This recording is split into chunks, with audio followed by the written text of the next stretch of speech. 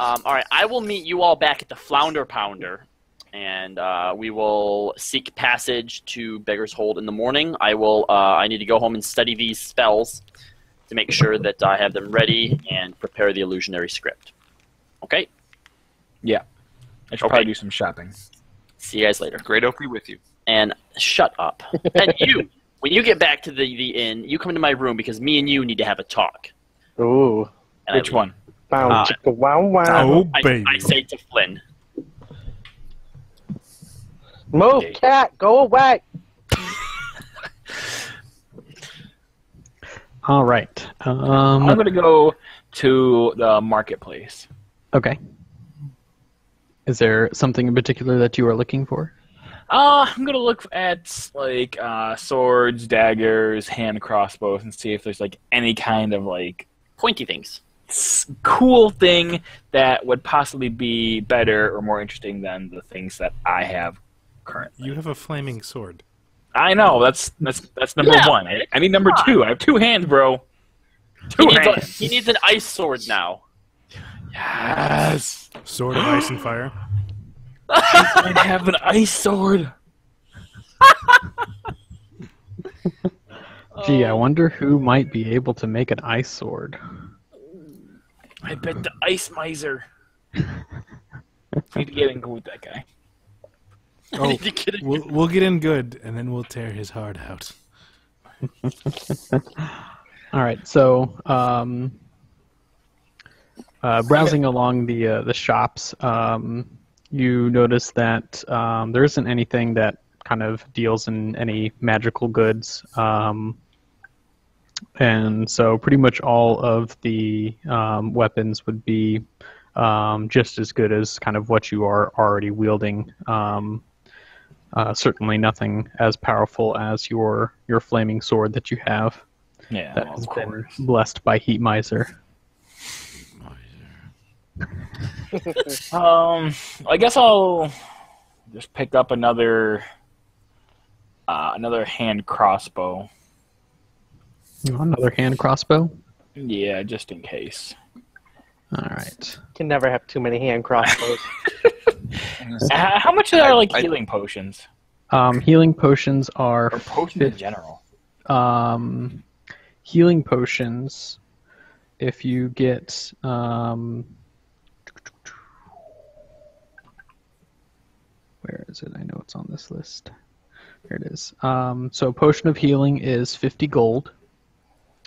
And that will end up granting, I believe it's 2d4 plus 2.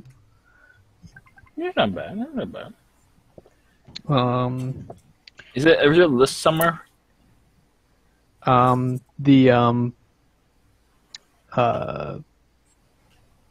list of adventuring gear is on page 150 of the player's handbook. So that's going to be kind of all of your miscellaneous supplies that you can end up choosing from, that you can end up purchasing in town pretty much at any time. Okay, I'll just look. And so yeah, so a common potion of healing would be 2d4 plus 2, and then it goes up to 4d4 plus 4 for a greater healing potion. But what page number did you say? 150. So those are that's all items that you can end up finding kind of in town. Yeah. Okay, that's fine. Go ahead and go to someone else then. All right. So is there anything else that anyone would like to do before the next day to head out to Beggar's Hole? I look to see if Sure, there I'd is like to. any nature-esque people around that I could learn from. Some hippies, man. Like, whoa. Nature-y people? Yeah, like Druid mentors. Go ahead and do a perception for me. Perception. I should have had this ready. Where's perception? Donde está la perception? There it is. How'd I do? 18. All right. So you end up kind of looking around town, and you unfortunately do not find anyone who seems to have any kind of druid. Damn. I go to bed.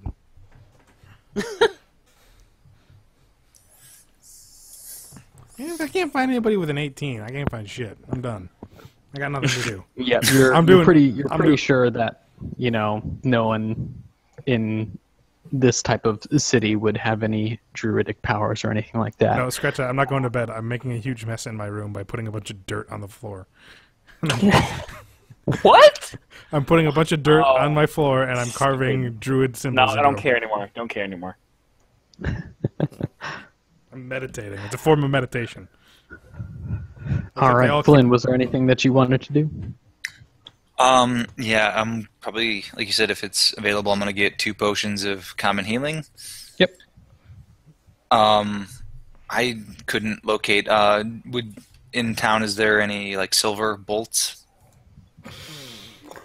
Essentially, they could be bought. You wanna have crossbow bolts that are silvered? Yeah. Okay. So for silvered ammunition,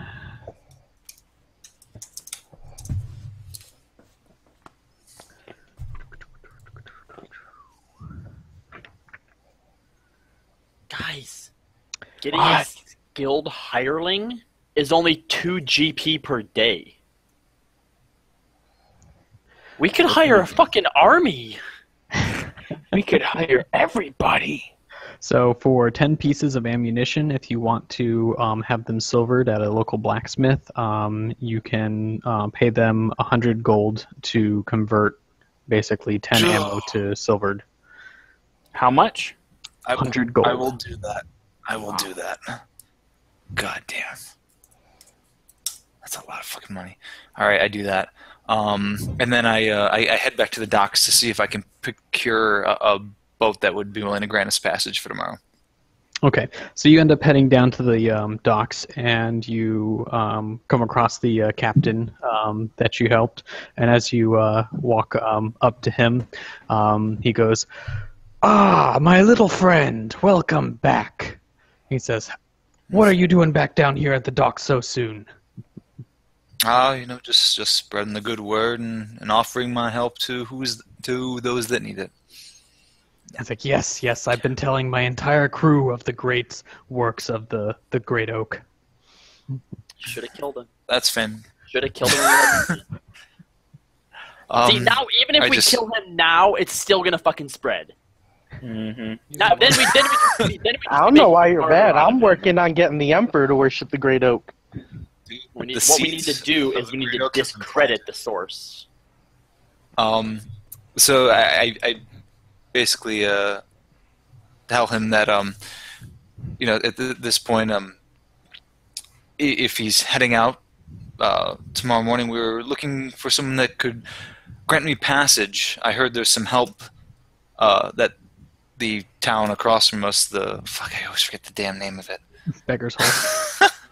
I hear that Beggar's Hole is a place that could need my help. Is there any way we could procure just myself and a few fellow worshippers across to deliver the good word? He says, "You actually want to go to that place?" I go wherever I'm needed, no matter what the cost. He says, "No, I'm not heading that way." He's like, "But I could end up lending you one of my skiffs. It's been out of commission for a while, but if you could end up doing some of that magic hands on it, you could certainly end up using it. I mean, it's useless to me at this point, and if you bring it back in one piece, then, I'll be all better for it."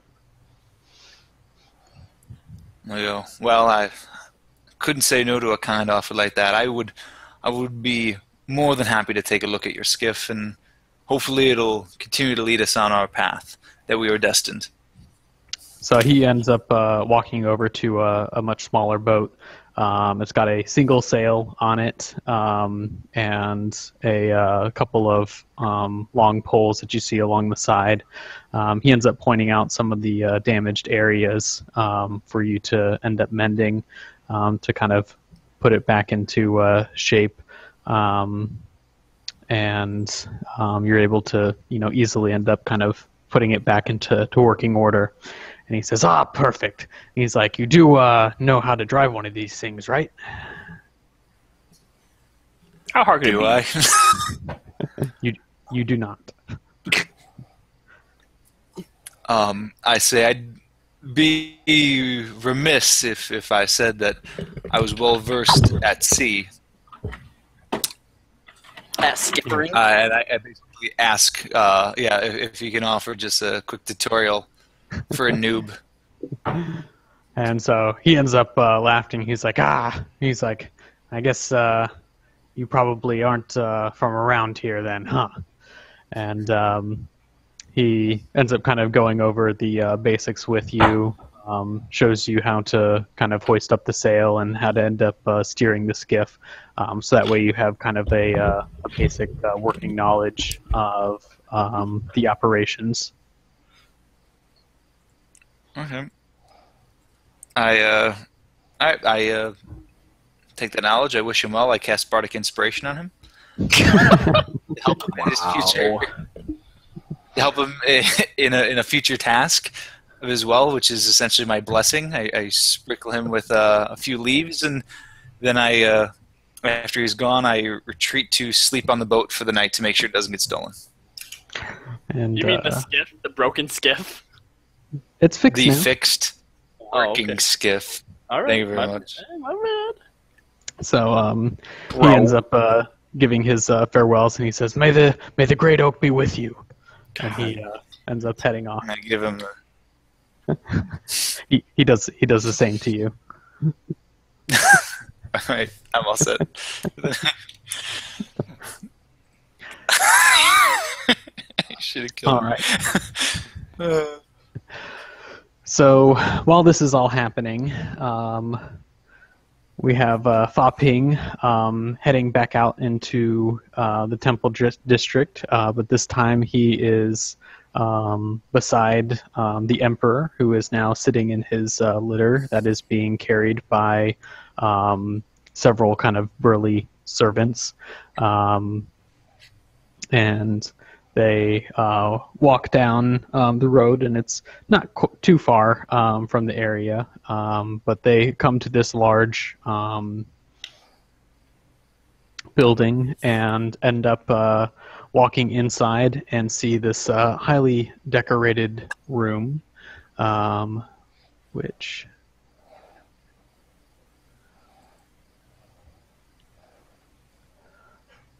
looks Agmas. a bit like that.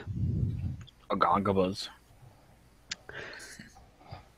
And so Fa Ping sees these giant walls just filled from top to bottom with books. There's several robed people that are kind of moving from one place to another, and it's you see a couple of them kind of talking to each other in hushed tones as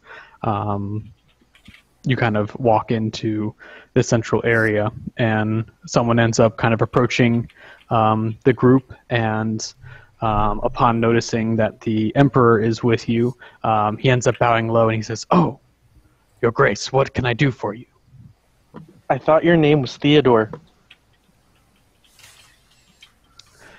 And he looks up at Fa Ping and says, "Yeah, that's just what people like to call me for some reason." People call me things too, but it's nowhere near as nice as Grace. He says, "Really? What do they call you?" Well, idiot mostly, and well, there's some word that someone of your age shouldn't learn yet. He says, "Well, if you'd like, you can just call me Teddy." Taddy. And Ted. so at this point, he looks up at the scholar who approached you, and he asks in a really big smile. He says, "Hey, is Wilfred in?" And the scholar says, "Of course, right this way," and leads you up some large stairs up to an upper kind of balcony area and into a large study. Within that study, you end up seeing a hunched over man who is kind of scrolling through some large scrolls that he has on his desk. And he seems to have kind of like a large device on his head that cover his eyes as he's kind of looking closely at everything that he has everything in front of him. And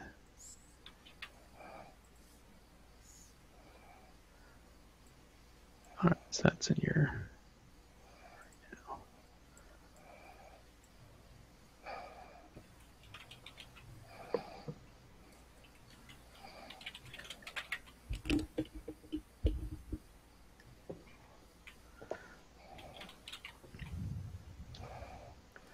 All right.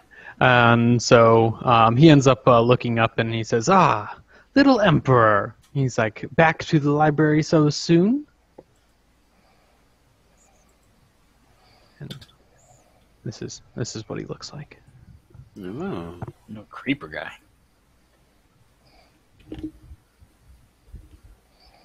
Mm-hmm.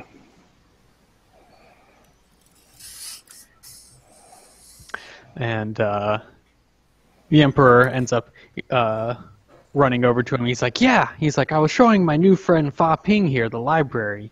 He was interested in books about bananas."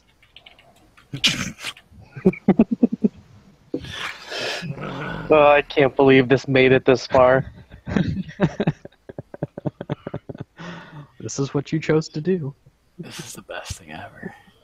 You have to go with it. And so Wilfred kind of looks over at you and he says, "It's a peculiar-looking fellow that you've got here." And he kind of looks you up and down. "What exactly are you? You're not human. You're not an orc." You know, that is not the first time I have been thought of as an orc, and I don't get it. I really don't. You ever seen an orc with a tail? He walks up I never to seen you. an He orc with a says, tail. "Tail, most interesting." And he kind of quickly ends up grabbing your tail and examining it close to his large spectacles that he has. Whoa, whoa, whoa! I'm gonna jump on top of the table. Like, looking is free, touching is going to cost you. He learned that from Rata. How much you got? He ends up getting kind of startled by you jumping on his table, and he's like, "Please, please be careful. Sorry, I shouldn't have. I just get excited when I find new specimens to look at." Specimen. Look, Willie, I just want to learn about bananas. He says, "Yes, bananas. Well, I think we have some books on agriculture down in section B42. B42. That is a lot of sections. This is a very large place. Have you read all these books? This is a lot of books to read. He says, "All of them? No, of course not. It would take many lifetimes to go through them all." Then how do you choose which ones you do read? How do I choose which ones? It depends on what I'm studying at the time. What are you studying right now? He says, "Right now, it's a bit of a sensitive matter, and I'm not sure you would quite understand it. It's a little bit You calling beyond me bananas." stupid, Willie?